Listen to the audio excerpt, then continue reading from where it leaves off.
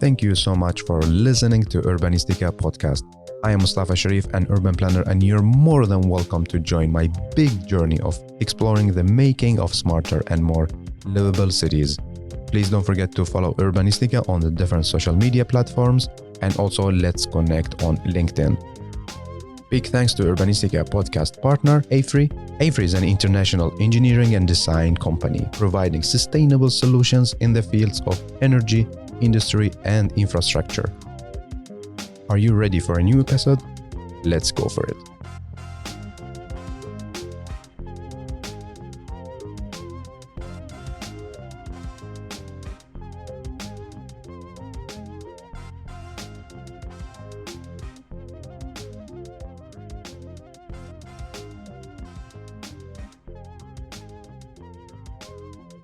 I have the pleasure to welcome you, Elisabeth, to Urbanistic podcast. Hey, and welcome. Hello, thank you. Thank you for being invited. How are you doing? Yeah, I'm already a bit tired. I'm on a wonderful conference and we have talks to listen to from the early morning to the late evening, and I don't want to miss any interesting talk. It's all about sustainable city development.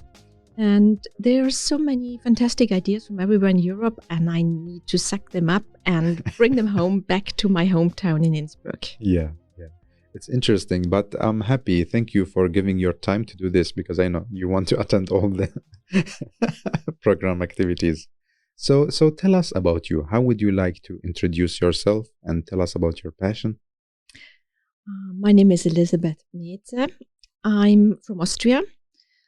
I've lived many years abroad in Norway, UK, Malta, Morocco, Ethiopia, traveled around a lot, also with children. I'm a mother of 3. I was a single mother, and I spent many years as a researcher and studying all too much. I could never stop being fascinated about science, economics, geography, climate science, energy.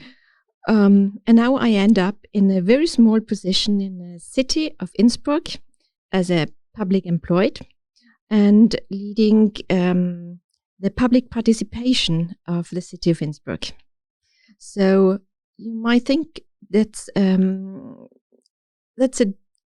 big gap between being a former climate scientist and now working with public participation, but there's a red thread through all this. I want to fascinate people about changing their lifestyle towards less CO2 emissions.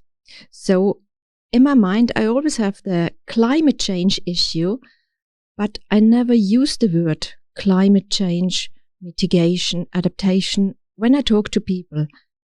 I want to fascinate them, and I use a lot of funny things to fascinate them. Yes, and I'm the difficult person in the administration of the City of Innsbruck because I have too many ideas, and I just get started on the next day when I have an idea the day before on the mountain or in the shower or wherever. Tell me why you start to do research and study about climate change. Why just this? Is there a story behind it? After studying economics, I was focusing very much on environmental economics. I found out I have too little knowledge about the science behind on environmental sciences. And I got a Fulbright scholarship from the ministry, and I could choose any university in the world to start studying. And then I found an university in the UK, in East Anglia. They had so many strange names of equipment on a list what they offer at the university. And I thought, wow, I don't know any of these names. These sound so strange. So I must go and apply there. And I ended up in the mid-90s as one of the 4 very first students in climate change in Europe at a time where no one knew what climate change would mean to economy, to lifestyle, to energy. Yes, and that's how I ended up in climate change research which kept me for about 15 years until I realized that all the data analysis, and I compared climate data with human perception, does not result in a real output. It was just theory, ending in publications. And publications, they just get lost in a library. And so I wanted to do something in real life. And I was so, I felt stressful, because just sitting in an office, that was not much for me. And I wanted to get out. And so I do it with people all the time. So that's why did you quit your job at like academia and start to work for the city, or no? How did you do that? Oh, there were many steps in the middle.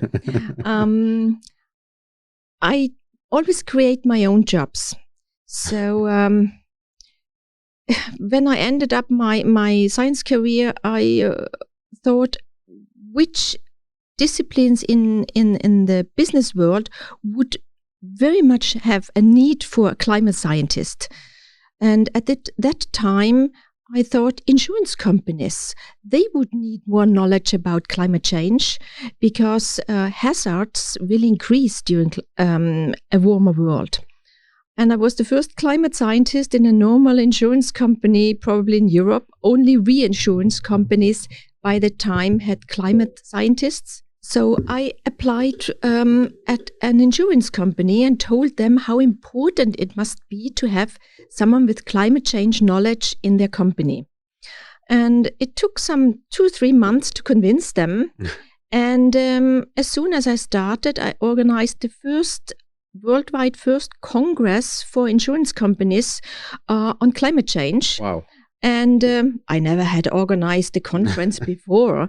And I had to think about from name badges to food to accommodation and all the contents. And it was very hard to find speakers for this conference by that time, because no one could find the link between climate change and insurance issues at the time. And yes, then I spent some time at an insurance company, and then I went back out of private reasons back to Austria, and I was unemployed for quite a long time. Single mom with 3 small kids, 3 university degrees, 15 years of foreign working abroad. No one wanted to give me a job. I wanted to start as a cleaner in a bakery, in a shop. No one wanted to give me a job because I had too much education. And all the business leaders where I had always interviews, they told me, a single mother wants to have a full-time job, having more education as me as a boss? No, we don't give her a job. And one even told me, are you sure you want to see your children starve while you work during the day in a company? So it was a very, very hard time.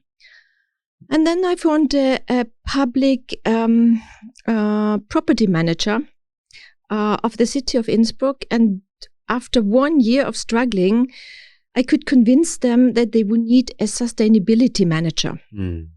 Thinking about sustainable buildings, passive houses, and including tenants, social tenants, which they host in their houses, to include in a sustainable path. So you cannot only build sustainable houses, you also have to care that the lifestyle of the people living in these houses is sustainable, with less emissions, with less energy use, and with better neighborhood. Because I believe that a good neighborhood creates a more sustainable society. So it's also about the people, not only about the material and buildings and roads. The people should be in the center, and materials and buildings are just the surrounding. It's the infrastructure which should fit, but in the first place, you need a special behavior which fulfills criteria in less resource use and less emissions. And tell me, like, how do you bring climate-friendly and sustainable lifestyle to people without mentioning like about the climate problems and issues? And and like getting them into this drama? I developed a project which is like a driving license for sustainable housing. Let me explain. Yeah. There are very few moments in the life of a person where they are rethinking their behavior in a positive way. When you get a new job, when you get your first baby, and when you get offered a new apartment. These are very positive moments in life where people rethink old habits and are willing to change towards new habits in mobility, in consumption behavior, in energy use, in whatever. So have you ever moved house in your life? Probably several times. Yes, I did many times. And this means a lot of stress to you, I guess. Of course. What new kitchen should I have? What electric equipment should I buy? How should I install lamps? Should I bring my old furniture? Should I buy new ones? How can I maybe reduce my energy bill? How can I make friends with neighbors? These are all questions which arise when you move. And I developed a driving license for social tenants getting houses from the city or apartments from the city. So before they get the key, about half a year in advance, I start with workshops, excursions, different city walks to make them aware what they have to think when they move in their new apartment in a more sustainable way. And by this, people start to meet each other. They meet their new neighbors already before they have the key, before they move in a new house. And when they get the key, they move in as an existing neighborhood because they know who the new neighbors are. Yeah. And I tell them or I fascinate them about issues like, how can I refurbish my old furniture instead of throwing it away? Or I bring them, we make an excursion to the waste site to show them what happens actually when they produce waste and how they can avoid it, how they can separate it in a better way to have lower costs for living in a housing area. And by this, I strengthen also their self-confidence. Many of these social tenants, they tell me afterwards, I have never been heard. I never thought I would be important. And suddenly you give me a voice and I want to found a neighborhood group where we do this and do some urban gardening and suddenly you have a bottom-up initiative growing out of a new neighborhood by preparing the people in advance to such sustainable living.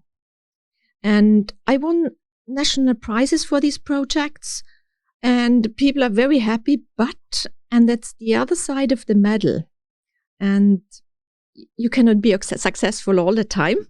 I got funding now for a many years project to roll up this product through whole the country of Austria. But we have a green major, and everyone in the town is against that this green major gets success. So the politicians refuse that I take on the money to continue with such projects. And this makes me very, very sad. And what should I do? Should I put it in a drawer and just give up?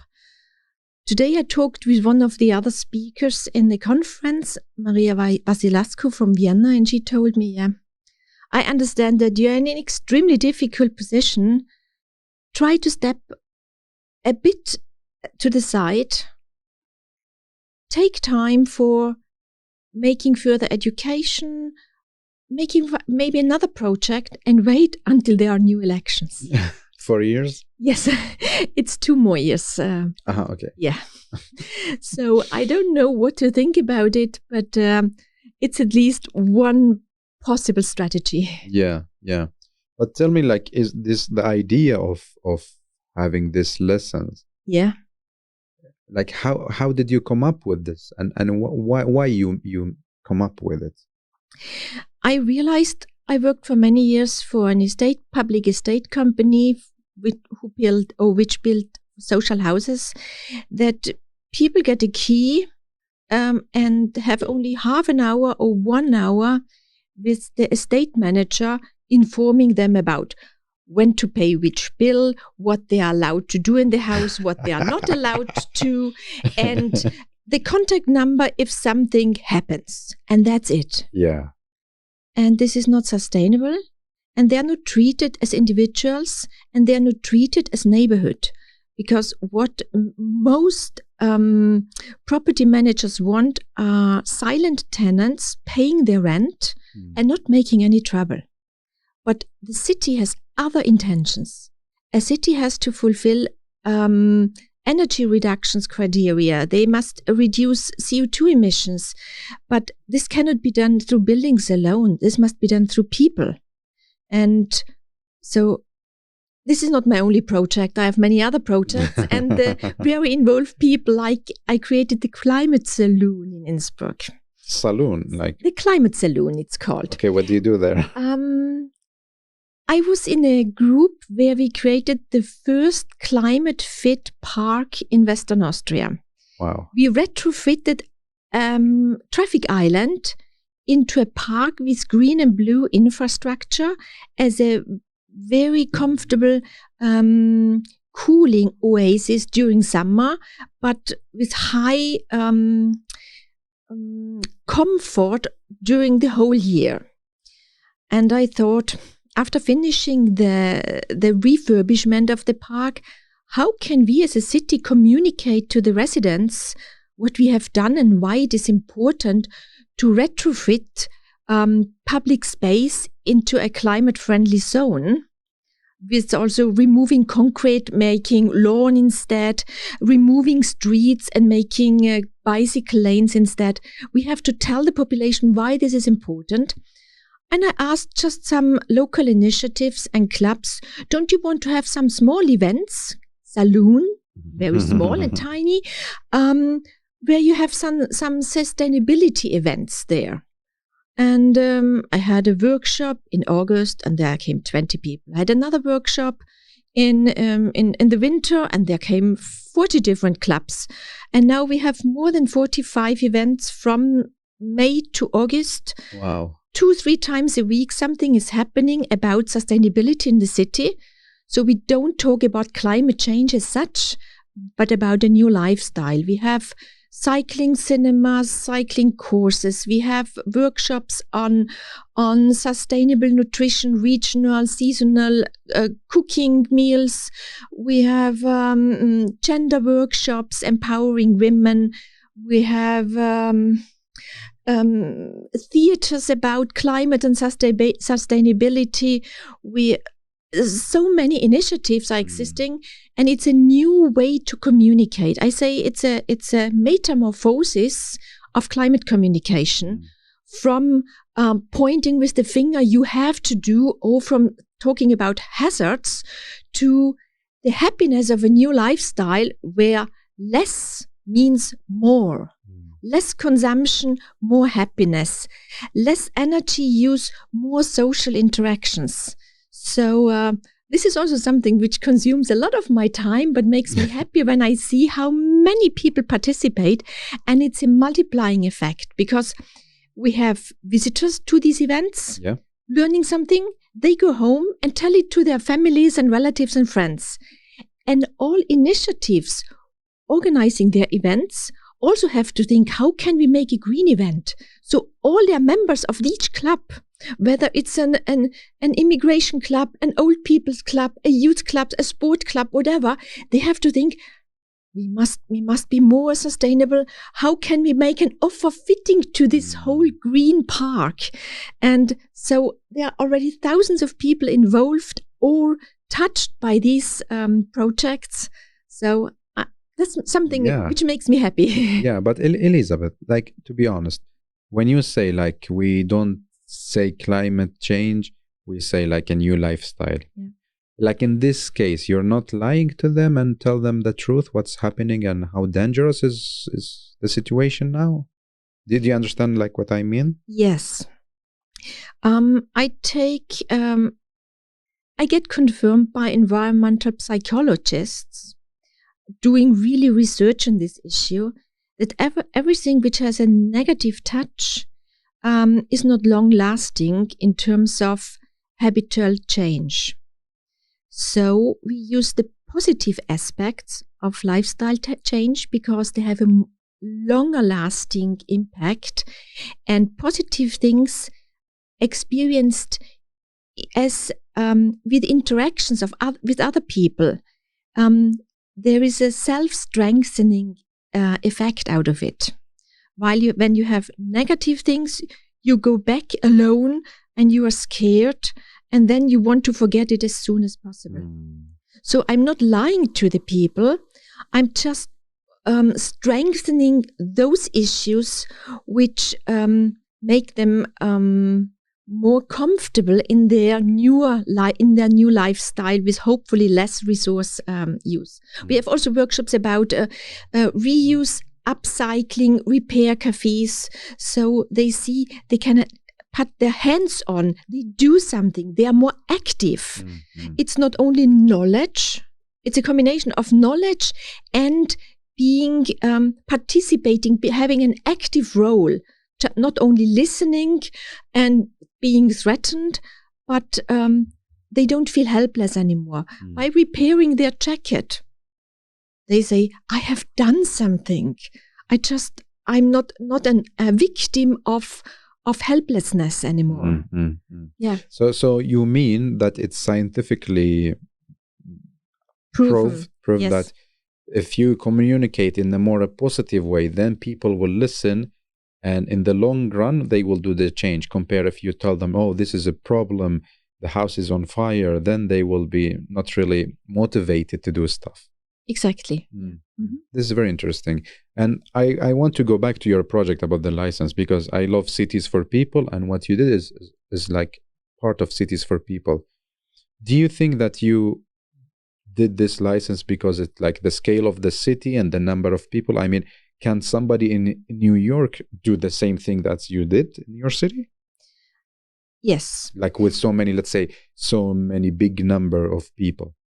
Either a city decides to implement on all social housing such a course, because you don't give your Mercedes or BMW to someone who has not a driving license. Why should I put a passive house, a house with low energy use and with high technology, like heating pumps and a cooling system, whatever?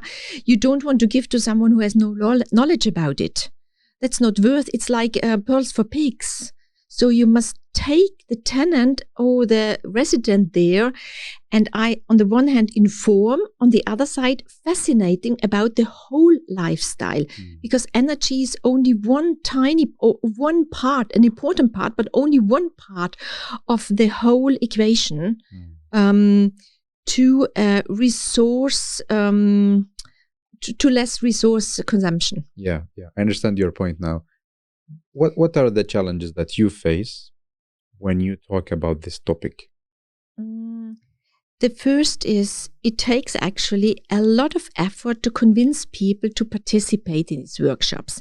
At the moment, they are voluntary, but we are in the way of making them mandatory, that they get a key to a cheap public apartment only if they attend at least 50% of what we offer.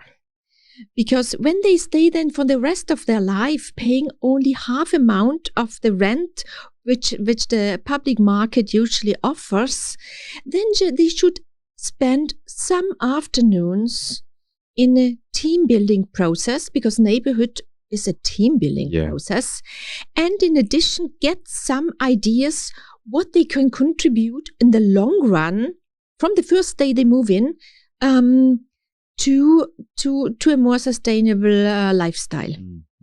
It starts, for example, I tell you why I start 6 months in advance, because you must plan moving. Yeah. Which refrigerator should you buy? The cheapest one. As a social tenant, you mostly buy the cheapest offer, and then we start to count together.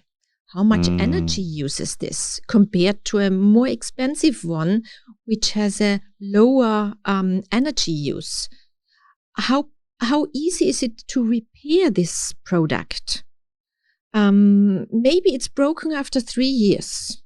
Then you must buy a new one. And in the long run, it becomes more expensive to have a cheap product with a non-name product, which you cannot repair. And it's not only the costs involved, but also the effort. An old broken refrigerator after 3 years, you must transport to somewhere to a dump waste site. Then you must go and spend a half day to buy a new one. You must find someone who transport this thing to your apartment in the 4th flat or wherever. So these are costs, this is stress. And when you tell or describe and discuss with people, they make then the right decision. And this they must take in advance. It's very interesting, like the way you think. And you asked me again about New York, a big city. At the moment, many estate managers want to get their houses certified with a medal, bronze, silver, gold, because they are environmental friendly, energy efficient. But no one has thought so far to make also this certification for the residents. So this should be a supplement. That I have a highly efficient building with also people who are aware how they can have the right lifestyle fitting to this building. So your idea or your project is about having a people that align with the medal of the building. Like if the building is gold certificated, so people should educate and behave as the same level, as a gold level, as a building, so they have the perfect match. Exactly. So if this podcast helps that I could promote this whole knowledge and these products I developed, I would be very happy to work with them, because as I said, in my own town, the politics refuse that I continue, even if I would have got the money. You have the budget. They offered me 100,000 euro for a 3 years project for my city to implement this on the long run. But the city politicians are against the green major, so they refused that I take on these fundings I would have gained. So it means like you wait 2 years maybe, or maybe go for a fight? I don't know. The decision fell this week, which makes me very sad. But there are more projects to come. But anyway, I would like to continue, because I've built it up for so many years. I have so much experience. It's your 4th baby? Yes, it's my 4th baby. And it's like a toolbox. You cannot have the same program for each building. You cannot have the same program for new houses compared to where you settle in existing buildings, new social tenants. And not only social tenants, can be for everybody, every residence. Because they can be adopted to different educational levels. And some buildings can have workshops fitting to urban gardening, rooftop gardening, because the whole surrounding fits to it. Other buildings need more workshops in terms of intergenerational or intercultural focus. So I developed a toolbox, and there are many tools for each purpose fitting to the building and the individual condition. Very and the most important is to be fascinating in communicating these issues. Because if you don't believe yourself in the outcome, that is so positive to have empowered tenants and empowered residents, then you can just forget it. True, that's true.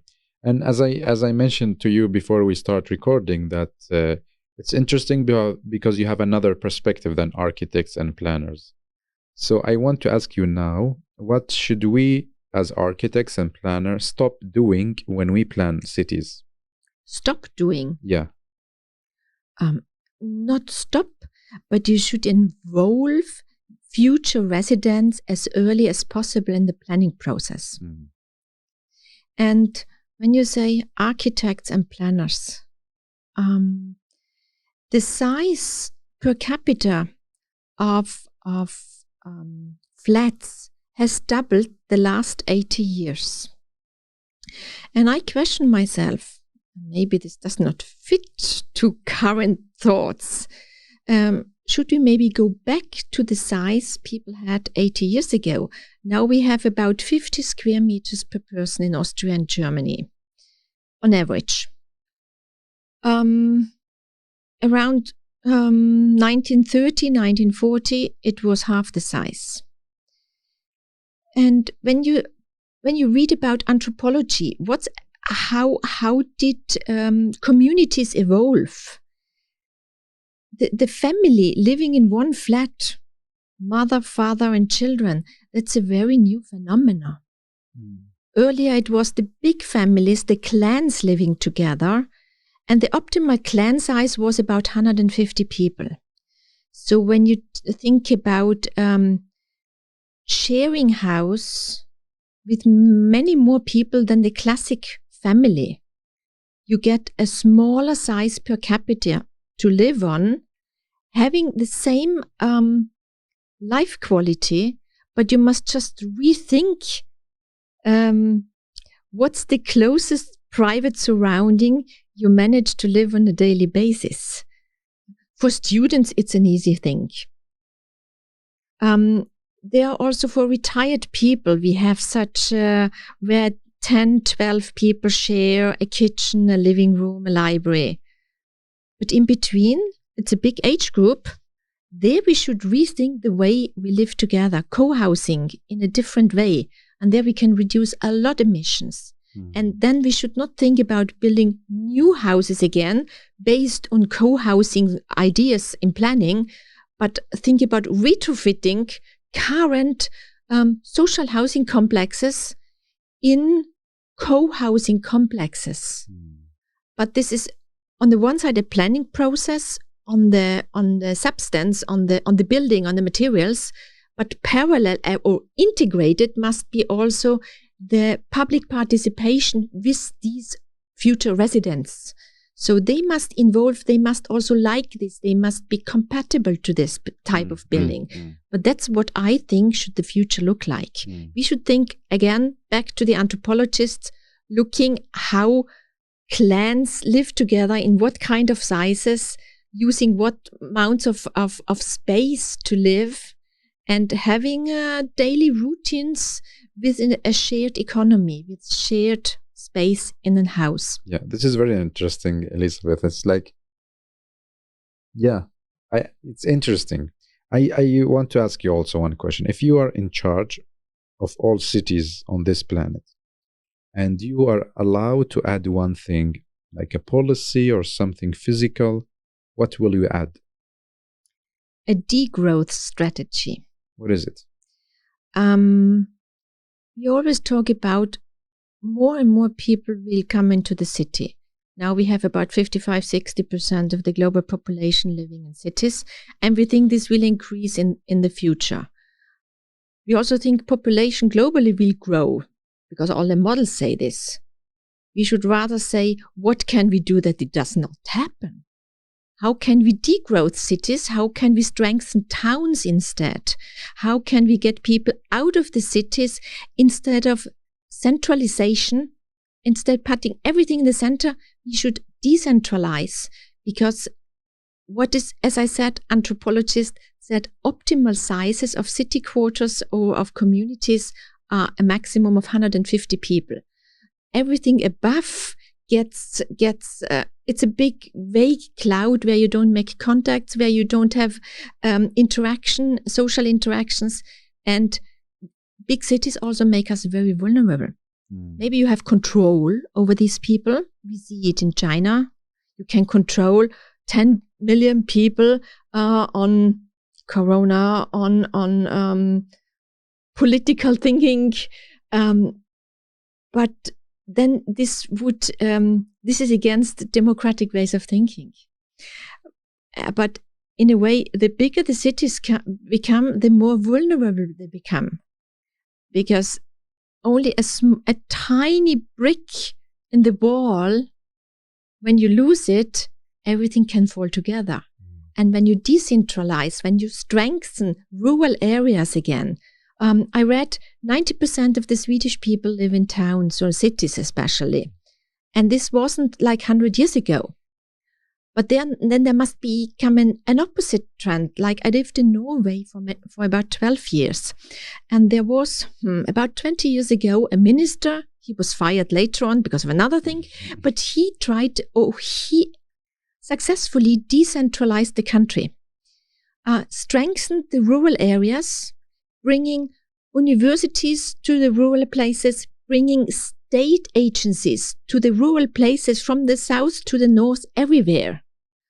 It was a struggle because the people working in the capital didn't want to move.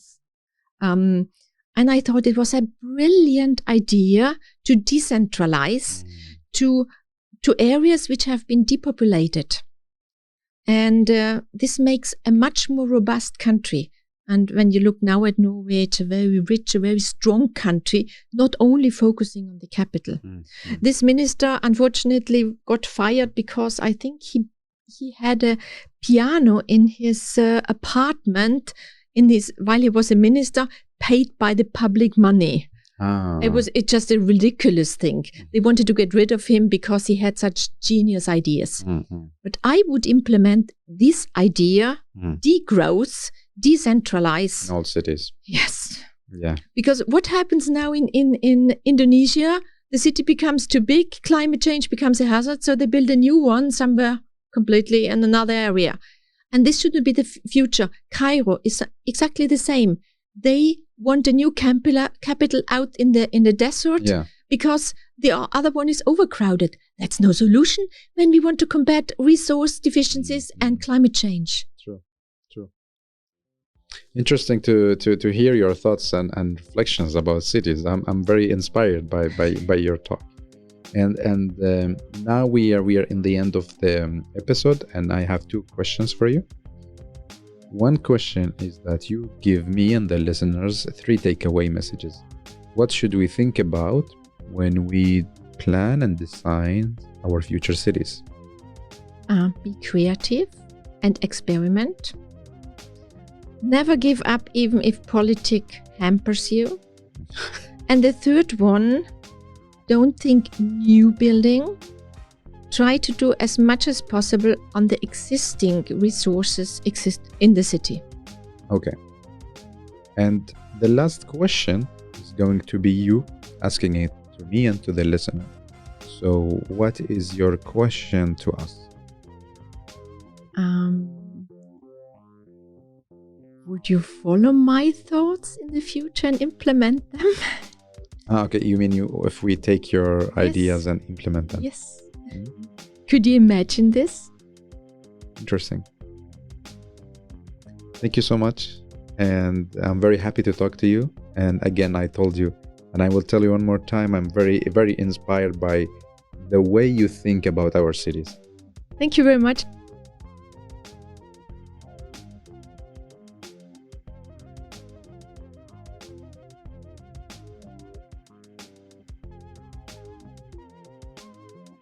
Well, thank you so much for listening to Urbanistica podcast. I hope you really enjoyed this episode.